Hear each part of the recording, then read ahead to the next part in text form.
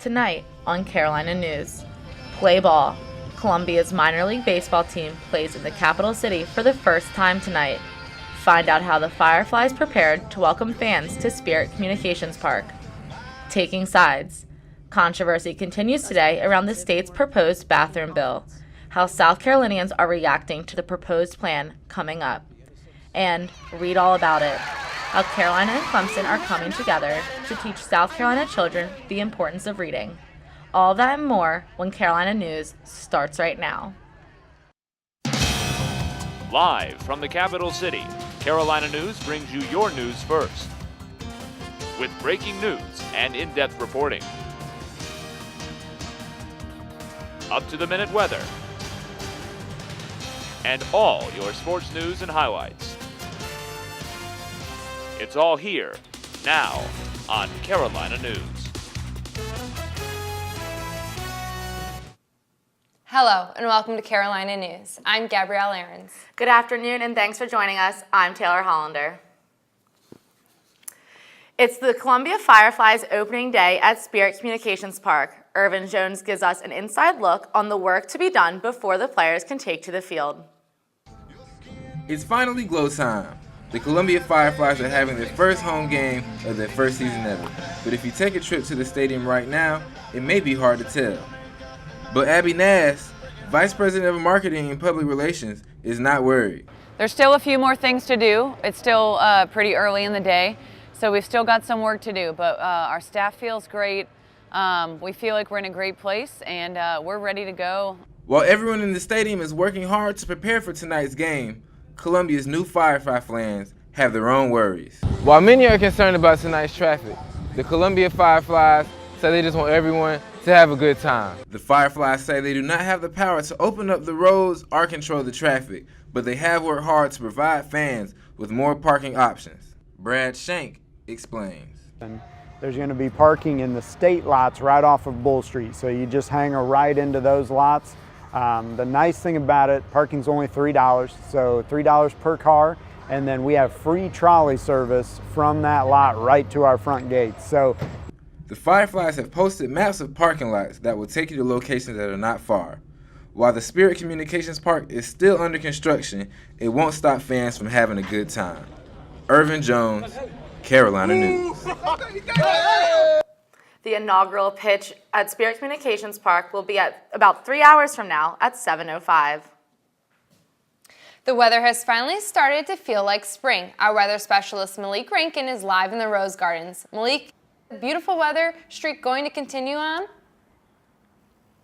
It absolutely will. You can tell by the look of these gorgeous blooming flowers that we have another great couple of days ahead of us. We have a high that's sitting over our New England states that's circulating that air down and keeping our South Carolina skies clear. And over the next few days, you can experience some of that famously hot Columbia weather as our temperatures begin to rise. Early next week, those temperatures will be in the low 80s and the lows will be in the the lows will be in the lower 50s. I'll tell you just how long this warm weather will continue on later on. Back to you in the studio. Thanks, Malik. The bathroom bill has been a controversial topic in South Carolina that has separated the state. The bill is currently in subcommittee, but before the meeting started, Edwin Santamaria spoke with people to get their thoughts about the bill. Before the subcommittee started, people expressed their thoughts about the bill. Greg Green, a transgender male, just hopes to have simple rights at the end of the day. You understand that we're just people. We're just trying to live lives and be our authentic selves and just work, live, and be free. Larry Bird, a citizen who is for the bill, feels that this bill is a way to keep the innocence of the children. I'd like to see our innocence of our kids go a long time. I like them to be innocent. They're 16 years old. We're here for that. We're here for righteousness. We don't want any more confusion. And feels that going against this bill would just complicate things. It's very, very simple. God made a man, God made a woman. It's been very simple to go to male restrooms and female restrooms. But Tim Bopp, a pastor at a local church who is against the bill, thinks that religion is about being inclusive. I know that there's a lot of religious groups that are gathering and they're going to be speaking about things that, that Christ drew lines while Christ erased lines, and I don't understand why we're redrawing them. They are currently discussing the bill, but Green feels this won't be the end of the fight. it would be even better if it goes away altogether, but I feel like this is probably not the end of the bill. While senators are divided, citizens are too. Edwin Santamaria, Carolina News. If the bill is approved by a full committee this afternoon, it will move to the Senate floor for debate as soon as next week. Salt Lake City Mayor Jackie Biskupski is the city's first openly gay mayor, and she has banned city-sponsored travel to North Carolina and Mississippi over the recently passed anti-LGBT legislation. She says it's personal. Part of what even drove me to become an elected official is all the negative impacts on my personal life that were really holding me back. Mayor Biskupski not only banned city-paid travel to those states, but she also signed a letter inviting businesses angered by the new anti-LGBT legislation to move to Salt Lake City. Senator Bernie Sanders joined Verizon workers yesterday as they protested new contracts in the streets of Brooklyn. The workers, who have been without contracts since August, were lobbying for job security, fair wages, and keeping jobs from going overseas. Senator Sanders offered support to the Verizon workers and praised them for standing up to the telecommunications giant. President Barack Obama reassured American citizens that they were safe from ISIS yesterday in a news conference at the CIA headquarters. He left with one warning for ISIS. So once again, we're sending a message. If you target Americans, you have no safe haven. We will find you. He went on to say that ISIS is on the defense and that the United States has momentum in this battle, and they intend to keep it. Presidential candidate Ted Cruz says former candidate Marco Rubio is someone he is considering as his running mate. Speaking at a town hall last night, the GOP candidate says it'd be a mistake for him not to look at him for the vice president.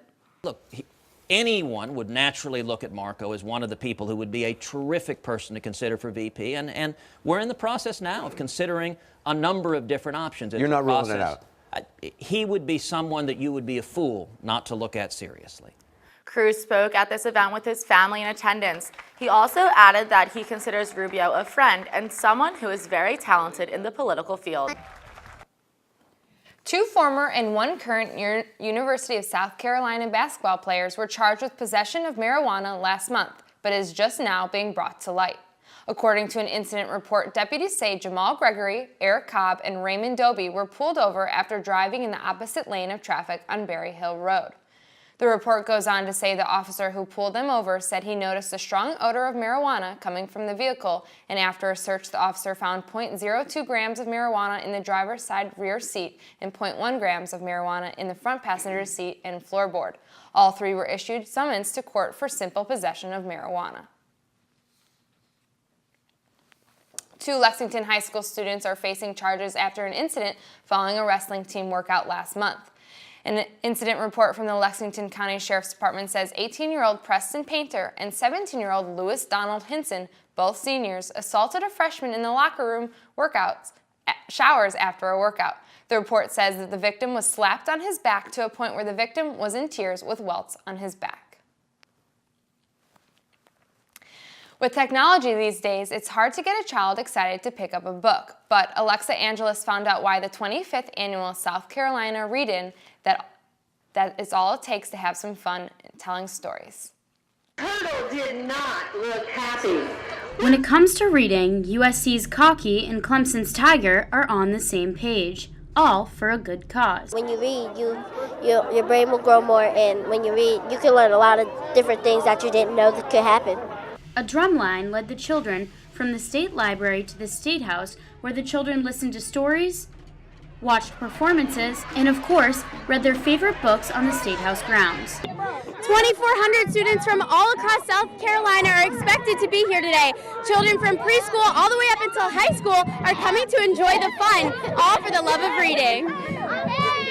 And for improving education. South Carolina Superintendent of Education, Molly Spearman, says education does not just involve teachers, but parents as well. It's a message to parents, too, that this is important.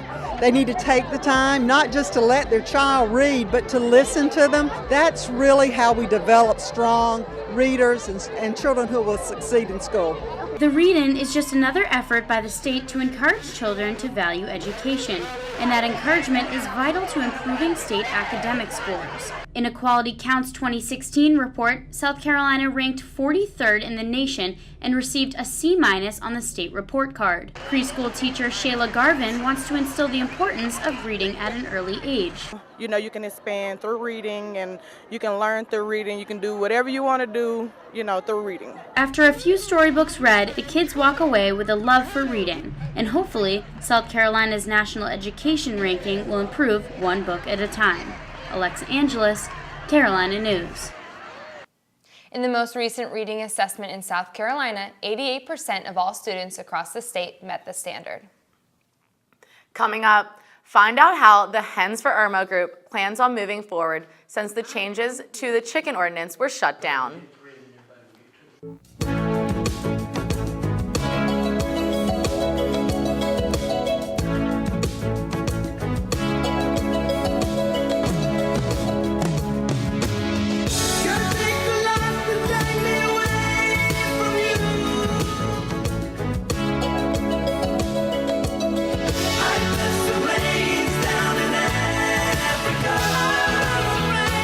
The new gorillas and feed the giraffes at Riverbank Zoo, Columbia. Irmo Town Council members voted against allowing residents to have backyard chickens last Tuesday. Courtney Thornley reports why the proposed changes chickened out and how some people are reacting. I'm here naturally to voice my approval for backyard hens. Putting all her eggs in one basket, Irmo resident Janie Burks explains to town council members one option that might appeal to both parties. I think it's better to give it a try for a year with a lottery system than it is to just flat say no, go home, we're not doing this. 4 council members agreed on a set of rules that would allow residents to keep chickens and chicken coops on their property. But the council left some Irmo residents mad as a hen, failing to adopt an ordinance by the end of the meeting. And that's a majority vote, and that's the way it is. Lim Holzclaw, who is against allowing backyard hens, was glad to hear that it did not pass because that's going to put a rift between me and them. Irmo resident Anthony Orvik had other thoughts. What came to my mind was shock. I just couldn't believe it because we thought we were moving forward, and obviously all the reporters were there thought we were moving forward with this. Currently, the cities of Columbia, Casey, Forest Acres, Chapin, and the town of Lexington allow residents to have backyard chickens. But for Irmo residents to try and get the proposed changes of the ordinance back on the agenda, the council would have to adopt a motion for a public hearing. Irmo Mayor Hardy King doesn't see this happening even though the proposed changes only allowed hens, not roosters. And I think there was enough opposition that I don't think anybody's going to put it on there. And even if it does, I don't think the other council members will second it. So it's really a waste of time. But Burks hopes that one council member will hear the proposed changes again. Until we can get rules and work with someone, it will, no matter what happens, it's not going to pass. You've got to have the support of at least one person and a good set of rules to go with. Some Irmo residents hope to move forward with a referendum in November. Courtney Thornley, Carolina News. The Hens for Irmo Facebook group expects to present different proposed changes to the council in November, around election time. The Richland County Sheriff's Department needs your help finding this man who they say has stolen over $600 worth of clothes and is just one of the 3 instances where the suspect is seen shoplifting from the store. Authorities ask anyone with information on this man to call Crime Stoppers at 1-888-CRIME-SC. 2 Orangeburg County men are charged with burglary after investigators say they broke into 2 churches. David Hoover and Joe Lubkin of Nice are being charged with second-degree burglary after police arrested them burglarizing Flora Branch Church and Begonia Road Church in December. The 2 stole a large freezer and several $100s. Orangeburg County Sheriff Leroy Ravenel says there are still several more church burglaries in December under investigation. South Carolina high school students are looking forward to a grade boost stemming from a recent vote by the state's Board of Education. Raven Bowie spoke with students and teachers about their reaction to the change. South Carolina high school students are getting a bump in grades next school year. The South Carolina Department of Education voted Tuesday to change the state's grading scale from a 7-point scale to a 10-point scale. meaning students would earn an A for a 90, whereas under the current policy, they have to score a 93. Here at Dutch Fork High School, students and teachers believe the new change will create a level playing field for students across South Carolina. 30-year veteran teacher Carol Jackson says the change in the grading scale will take some getting used to. Where it's going to change really is when, for the first time, a student gets a 91. And we as teachers have to remind them, you just made an A. And the students have a 91 go, I wanted an A. Oh, that is an A. Dutch Fork senior Dallas Zuniga says the change should have been made sooner. 4.0 is now going to be a 90 to 100 instead of a 93. It'll give some more leeway to students who are at that 92, 91 range. So it could potentially lead to people working less, but I think it just gives an extra cushion the way it should be. But for senior Kimberly Green, the change has no true effect. Considering that your weighted GPA doesn't take into account the fact that a 90 isn't an A and a 93 is, I don't feel that it's going to make a huge impact. State School Superintendent Molly Spearman released a statement saying the adoption of a 10-point grading scale will benefit military and other families as they transfer into South Carolina schools. Raven Bowie, Carolina News. South Carolina high schools will change from a 7-point scale to a 10-point scale beginning this fall. Today has been another gorgeous spring day. Our weather specialist Malik Rankin joins us. Malik, will this great weather continue? It absolutely will, Gabby. So tonight, if you're planning on going out to the Fireflies home opener, the first pitch is at 7:05, and we can expect nothing other than beautiful weather. It will be mostly cloudy at a gorgeous 68 degrees. I'll tell you what to expect in the next few days coming up next.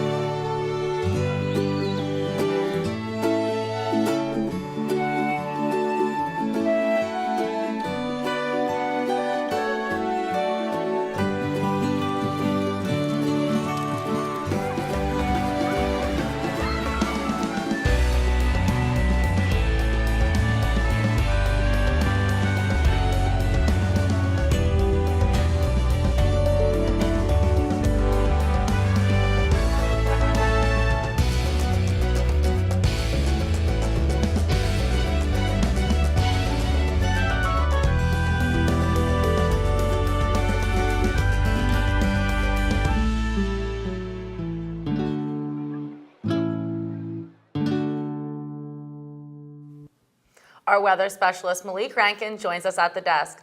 Malik, what's the weekend looking like?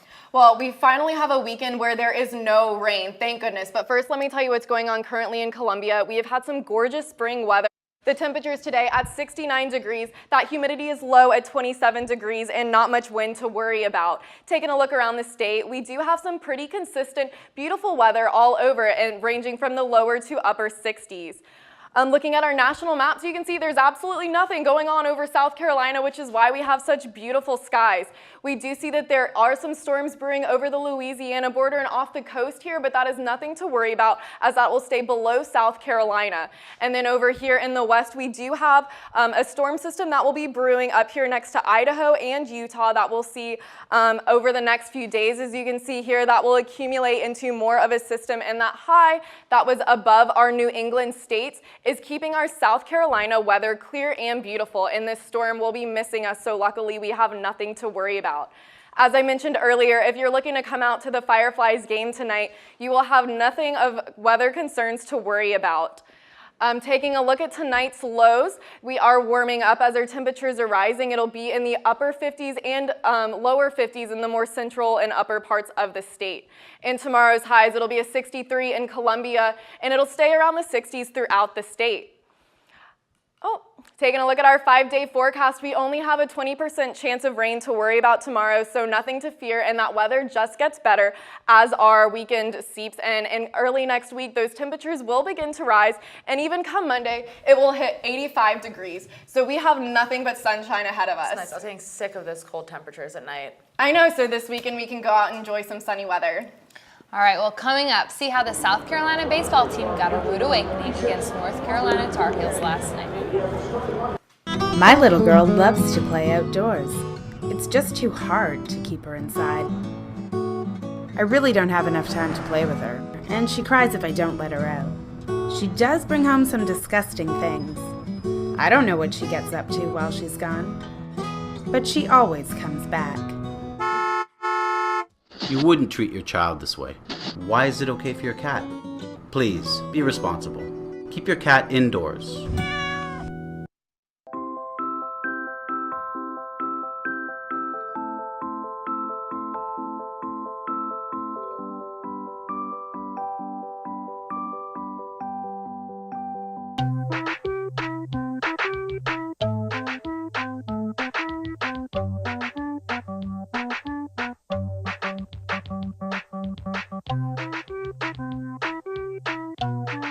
Start a story. Adopt at theshelterpetproject. Well, Avery, our baseball team had a really rough night last night. Are you going to tell us a little bit about that? Yeah, definitely got shut out. So the 5th-ranked South Carolina baseball team received a reality check last night as they met border rival North Carolina for the first ever matchup in Charlotte. Our Caitlin Hummel tells us how South Carolina dropped the ball. Fans flooded BB&T Park for the first ever meeting of the South Carolina and North Carolina baseball programs in Charlotte. The 5th-ranked South Carolina baseball team had a chance to make a statement on national television, as the matchup between the two top 20 teams was highly anticipated since it was announced last fall. The teams played in front of a sellout crowd of more than 10,000 fans, the most that has ever attended a regular season college game in the state of North Carolina. However, for the Gamecocks, that anticipation quickly turned to disappointment. Starting pitcher Taylor Widener and the Gamecocks fell behind early and never bounced back from the 15-0 deficit, as USC suffered its worst loss since 2007. Riley! Carolina leads it 3-0. You know, losing like this is certainly never easy, especially, in this game. The South Carolina bullpen imploded as 7 relievers allowed 8 earned runs and also gave up 11 walks. The Gamecocks also did not have a base runner past second base. Oh, the atmosphere was great. The venue's incredible. That's why I'm sick to my stomach. I apologize to our fans who bought tickets and showed up in earnest, and we're probably chomping at the bit for something good to happen, and we couldn't give them anything to cheer about. And for that, I feel terrible. The Gamecocks now have more losses against ACC teams than SEC teams this season. Caitlin Hummel, Carolina News. The Gamecocks look to bounce back this weekend on the road at Georgia. The series will be broadcast on SEC Network Plus and can be heard on 107.5 The Game. Well, not only was it a sad night for Gamecock fans, it was a sad night for sports fans all over, as it was an end of an era. Basketball legend Kobe Bryant played the final game of his 20-year career. And Kobe certainly went out with a bang, scoring 60 points as the Lakers beat the Utah Jazz 101-96. The Lakers trailed most of the night, but Kobe took the lead at the end with nothing but net. Kobe is the 3rd highest scorer in the NBA, and last night he said he can't believe all the support he has had. I can't believe this actually happened, to be honest with you. It's kind of crazy to me. I still don't, it's hard to believe that it happened this way. It really is. I'm still in shock about it, and just, the outpouring of support all night long, and my, former teammates and the fans and my family, and it was just, it's unbelievable, man. The support Kobe received last night was truly unbelievable. From fellow players to celebrities, he was a trending topic on Twitter. Longtime teammate Shaquille O'Neal tweeted, "The good times. Thanks for the memories, Kobe." Basketball legend Magic Johnson joined in, tweeting, "Scoring 60 points in his last game is the greatest final performance I've ever seen." Quarterback Russell Wilson stated, "Amazing final bow." And even singer Adam Levine tweeted simply, "Thank you for 20 years of inspiration." But Kobe Bryant wasn't the only thing NBA fans had their eyes on last night. The Golden State Warriors became the winningest team in a single season. The Warriors beat the Memphis Grizzlies 125-104 to win the record-breaking 73rd game of the season. The previous record was set by the Chicago Bulls in 95-96 season. Warrior Steph Curry reached the milestone during the game, hitting his 400th three-pointer of the season. He was the only player in NBA history with 300 threes a season, and now he has set the record even higher. The Gamecock women's basketball team is expecting a star of their own next season. The team tweeted a welcome to Tyasha Harris, who signed a national letter of intent to attend USC. Harris is ranked number 27th in the recruiting class and number 8 point guard. Coach Dawn Staley says Harris is a guard who has ability to make an immediate impact for our team. The Gamecock men and women's golf teams will tee off tomorrow at the SEC Championship, both in Georgia. This footage is from Imagine Aiken, where the team was preparing for this weekend. The men's team is ranked 11th in the tournament, and they know this tournament is going to be tough. Last year, now senior Matt Neesmith won the tournament easily by 6 strokes. The men are looking for the first SEC title in school history. Well, is anyone going to the Fireflies game tonight? I really want to, especially because the weather's supposed to be nice. Unfortunately, I won't make it there, but it'll be fun Are to you? see. Oh, no, I wish. I know. Well, coming up, a remake of a classic that'll make you go wild.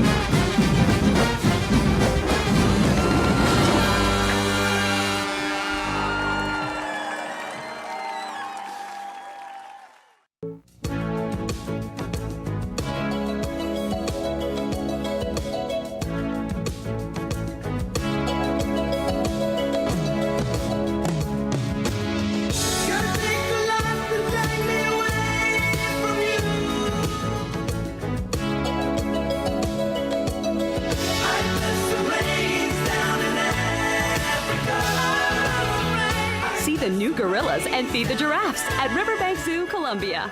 I like to volunteer for the Neighborhood Emergency Response Team to help the firefighters. As you know, I was Fireman of the Year 3 times. You're Mariano Rivera. Thank you. Fireman of the Year is a baseball award. Yes. You're not actually a fireman. No. Fireman of the Year, huh? Just a few more minutes. When you help your neighbors, you help your nation. Make a difference. Volunteer. Learn how at usafreedomcorps.gov. People around the world will get their first look tonight at a remake of the classic movie, The Jungle Book. Screenings start tonight for a new adaptation of the Rudyard Kipling's classic, Jungle Book, written in 1894. The movie is a remake of the animated version from 1967. Disney has called the movie the most technically advanced movie ever made.